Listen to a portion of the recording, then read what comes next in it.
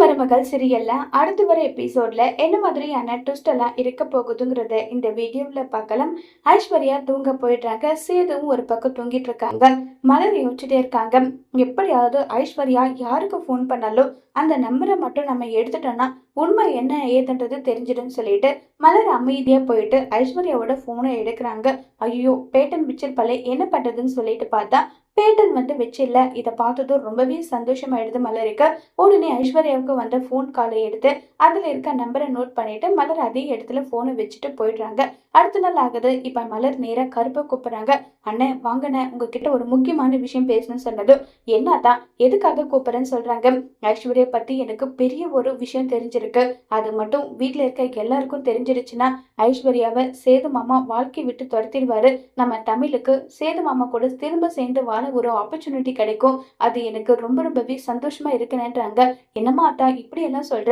அப்படி ஐஸ்வர்யா என்ன தப்பு பண்ணியிருக்கான்னு சொல்லி கேக்குறாங்க. அண்ணே, நானு அழகருக்கு பால் கொடுக்க போகலான்னு சொல்லிட்டு கிச்சன்ல பால் எடுக்க போனேன். அப்ப ஐஸ்வர்யா ஒளிஞ்சு மறிஞ்சு யார்கிட்டயும் பேசுற மாதிரி இருக்கேன்னு சொல்லிட்டு கிட்ட போனேன். அப்ப பார்த்தா எனக்கே ஒரு ஷாக்கிங்னு.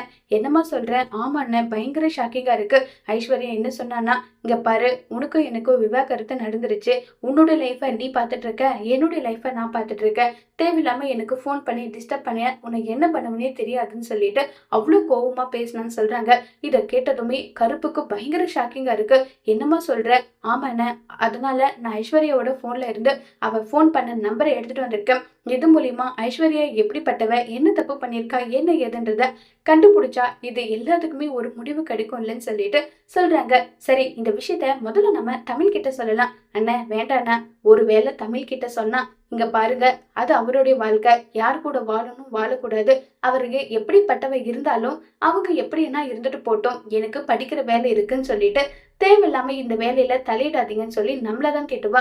இதை நம்ம அம்மாச்சி கிட்ட கொடுத்துருவோம், அம்மாச்சி தான் இதுக்கு சரிப்பட்ட ஆளுன்னு சொல்லிட்டு மலரும் கருப்பும் சேர்ந்து முடிவு பண்றாங்க. உடனே அம்மாச்சியை தேடி போறாங்க. அம்மாச்சி கிட்ட விஷயமும் சொல்றாங்க.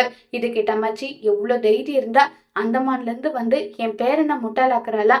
அவளுடைய முகத்தை திரைய கிழிச்சு அவளை என் பேரங்கிட்ட இருந்து பிரிக்கல. என் பேரு அம்மாச்சி கிடையாதுன்னு சொல்லி அம்மாச்சி முடிவெடுக்கிறாங்க. இப்ப அம்மாச்சி எப்படி உண்மையை கண்டுபிடிச்சு ஐஸ்வர்யாவும் சேதும் பிரிக்க போறாங்கிறத வரப்போற எபிசோட்ல வெயிட் பண்ணி பார்க்கலாம். தேங்க்யூ.